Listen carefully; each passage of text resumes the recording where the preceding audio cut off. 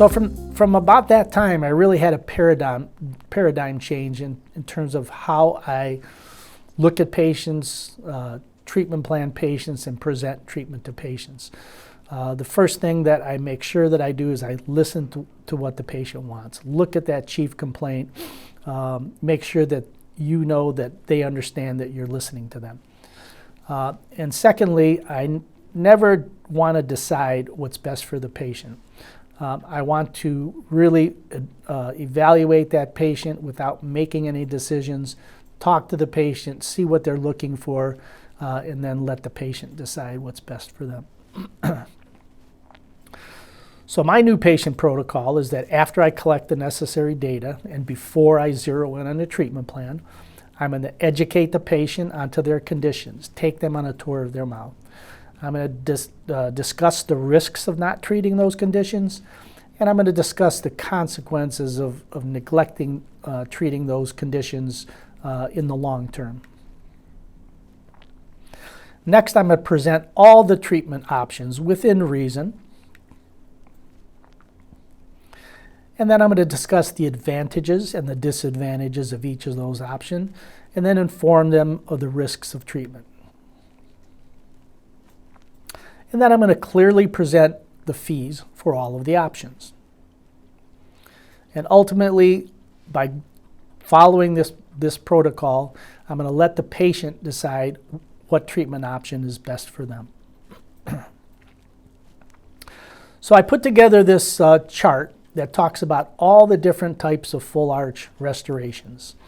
We have fixed restorations, which are like crown and bridge restorations, which only replace the white. We're not replacing the pink tissue or the bone.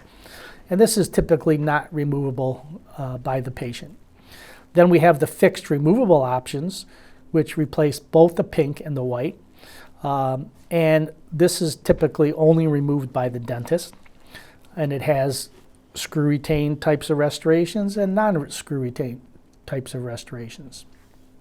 And then lastly, the removable, which also replaces the pink and white. The patient can take this in and out. And as you can see, there's various types of restorations in this category.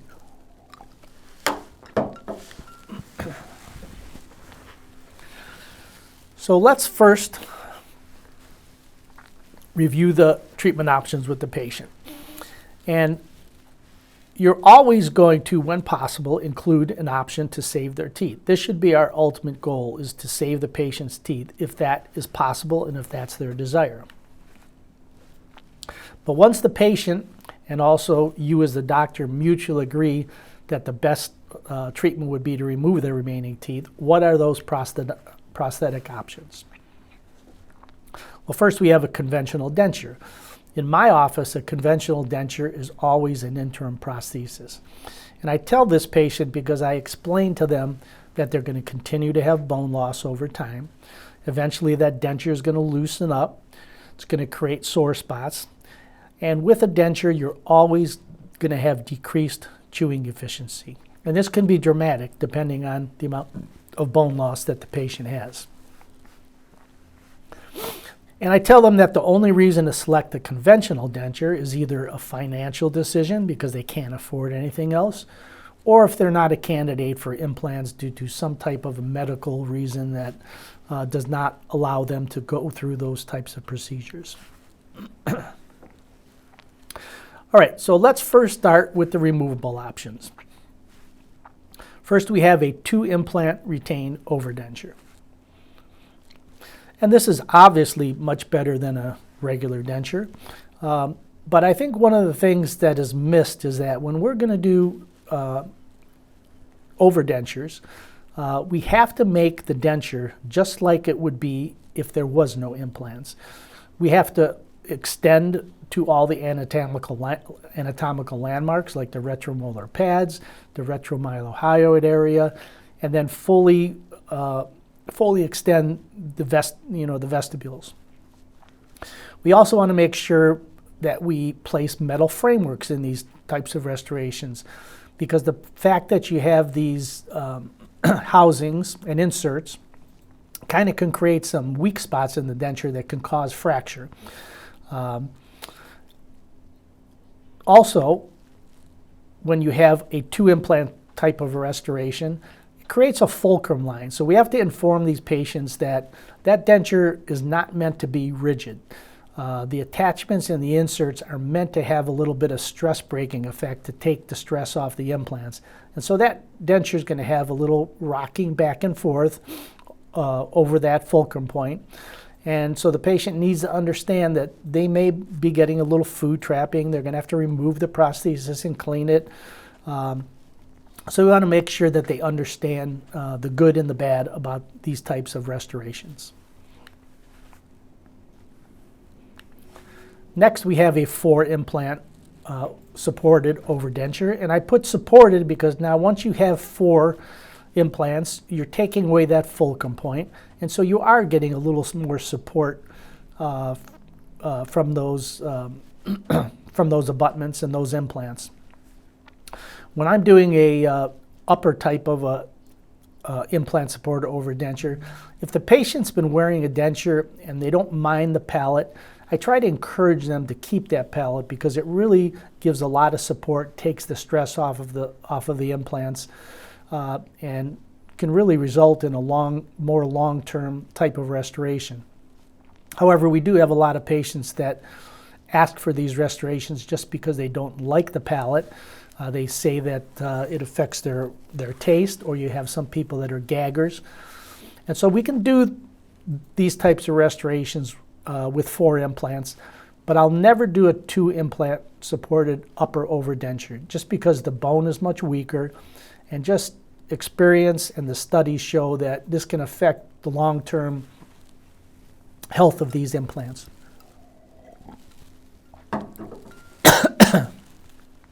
Also, when I'm doing these types of restorations, I always want to make sure that I have enough restorative space. Here we see that we have a framework. And the way that I do this is once I have my denture set up, I make a little putty matrix, and I send this to the lab so the technician can know where they can wax this framework in order to give the proper restorative space. Because when we don't have the proper restorative space, we have to start grinding these teeth, and it can cause complications like teeth popping or little fractures in the acrylic. And so it's really kind of one of the most abused factors when we're doing overdentures is not having enough alveoplasty to give us the restorative space for these types of restorations. Okay, the next option we have is a telescopic prosthesis. Now with this type of prosthesis, we make custom abutments that have a 5 to 7 degree taper. And in the upper picture, you could see that we have copings that are prefabricated that fit over these telescopic copings to give us the retention needed for the prosthesis. I like to use this type of prosthesis when I have a patient who really would like a fixed prosthesis, but they've lost so much bone that they don't have enough lip support because of the lack of a flange of a fixed prosthesis. So with this type of prosthesis, we really get excellent stability. We have the flange that gives them the proper lip support that they need for good aesthetics. And these prostheses are very retentive, give us very good chewing efficiency, and it is removable so that the patient has the cleansability that many patients like with a removable prosthesis.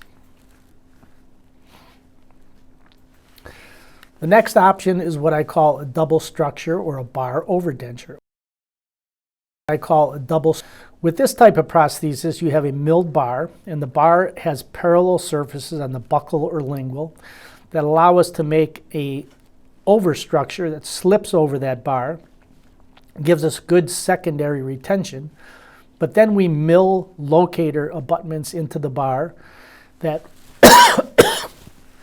that are parallel to each other and allow the proper path of insertion so that we're not beating up these clips, wearing the clips, and causing a lot of maintenance. I use these prostheses when I have a patient that comes to me where there was no pre-prosthetic planning and the surgeon has just arbitrarily placed implants. They're going in different directions. And if we were to make a prosthesis on just freestanding locator abutments, we would have big maintenance problems because of that path of insertion problem. So these bar over dentures are very retentive, have excellent chewing efficiency, allow the patient to remove them so that they can clean around the bar. And so it's a great restoration, but the bar adds a little bit of cost. And so I usually only use these when I have to kind of bail out a poorly planned type of a case. And here's just another example of a bar over denture, just a little artistic rendering of another type of a case. All right, so let's move on to the fixed removable types of cases. This is an example of what we call a locator FTX. And this is kind of like the inverse of a locator abutment case in that the female portion is the abutment itself. And then what we have is a coping where we can screw these peak retention balls into, and then this is captured inside of the denture. And when you place this restoration, those balls snap into that female portion of the abutment. And the material that this is made of, PEEK, is really strong. So once you snap this in, this becomes a fixed restoration. The patient does not take this out of their mouth. We have different colors of PEEK balls that allow different degrees of retention. So if you have a big construction worker or a fragile little old lady, you can kind of titrate the amount of retention on these. But the patient does not take these out. These are only removed by the dentist at the recare visits. And the reason that I use this type of a prosthetic on this case is because this patient had some implants that had some bone loss and some peri-implantitis. She had a little perio-surgery to treat that. But the implants didn't have a good long-term prognosis. So with this type of restoration, if I were to lose one of these implants at any time, we could simply take that implant out, put another one in. The patient could still wear the prosthetic while that implant was healing. And then once we're done, we can just pick up a new PEEK ball and then have that type of restoration continue to service that patient as long as those implants will last.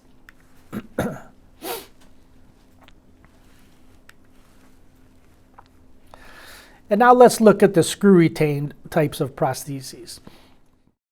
The first option is the original, conventional hybrid types of restoration, where we fabricate a bar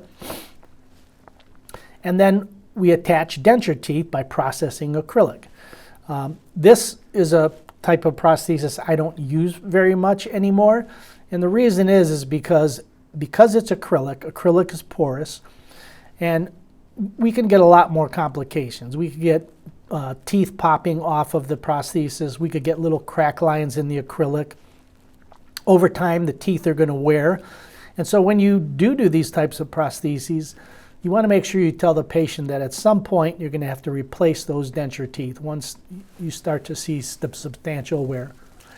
The other thing that I see is that when we remove these prosthetics during the recare appointment, there's always stain and plaque and calculus attached to the bottom of the prosthesis. The tissues are always a little bit red, and so from a hygiene standpoint, to me, this is not the best type of restoration. Also, with this type of restoration, we need the most restorative space. We need at least 16 millimeters of restorative space, and so we have to be a lot more aggressive with our bone reduction. The next type of restoration is a milled titanium bar with a zirconia or PMMA overlay. This is made by a company called Cogenics 360. And what they do is once you have your master model with your verified implant positions, you're going to do a setup. You're going to send that setup and the models to the to the company. They're going to scan it, and then they're going to create a split file where they create a bar to fit within the confines of the position that you've determined those teeth to be in. So they're going to mill the bar, and then the overlay is going to be cemented to that bar. And they call this a bar for life because the bar is basically indestructible. And if anything would ever happen to the overlay, they have that file so that you can basically call up the company, ask them to print a new overlay. You take the bar from the patient, send it to the company, they re-cement it, and then that prosthesis will be reseated and continue to function for that patient for the long term. These are really well-fitting bars. The precision is excellent. When you're screwing the screws in, you could just tell the passivity as those screws go into place. The bars are highly polished, so from a hygiene standpoint, they're much better than a acrylic prosthesis. But as you'll see, I still think that the monolithic zirconia is the most hygienic of all the options. Next, we'll talk about the porcelain fused to metal restorations. I don't do a lot of these. These are technically very difficult. You have to have a great technician, and when you fire these prostheses in the oven to bake the porcelain, you could get some distortion. These types of restoration are mostly used when the planning wasn't good, the restorative space is very lacking, and you need a very strong restoration. They can be very aesthetic. I use them at times, but if your planning is good, there are other options that may be better. And lastly, one of my favorite restorations, a monolithic screw-retained type of restoration. This was one of the first ones that I did. We used the Zircon-Zahn Praetau zirconia. You can see how aesthetic they are. Zirconia is very strong. I call these restorations the best of both worlds because of the high strength and the high degree of aesthetics. When you take these restorations off, there's virtually no plaque or staining on the intaglio, and the tissues always look really nice and healthy if you do fabricate these in the appropriate protocol. Now, of course, I don't show these patients the slides that we just went through. These are more just for lecture purposes. But I do show them the models of the different options so that they can understand them. But one of the other things I like to do is show this chart. And this chart was a compilation of many different studies that looked at chewing efficiency with different types of prostheses. And if we consider that natural dentition gives us 100% chewing efficiency, then we can conclude that relative to natural dentition, a full arch zirconia restoration can give us 97% chewing efficiency. An acrylic hybrid type of restoration can give us 83% efficiency. An overdenture can give us 58% efficiency, and a denture can be as low as 20% depending on how much bone, how long the patient's had the denture, the quality of the denture. And I find this valuable because I've had patients come in just asking for a denture, saying they don't want implants. And when they see this chart and they see how much better the chewing efficiency can be, many times it encourages them to jump up to another more quality type of restoration by using implants. So now that we've discussed all the options, the patient has all the information they need to make an informed, educated decision on what treatment option is best for them. And we have a lot of different options. I always tell the patient they don't have to do the same thing in both arches. We can do an upper pro arch or screw retain type of restoration, or a locator fixed type of case in one arch against lower natural dentition, or upper natural dentition against a screw retain or an overdenture or a locator fixed. We could do fixed against fixed. We can do an overdenture against fixed. So the options are many. And again, it's the patient's decision on what would be best for them.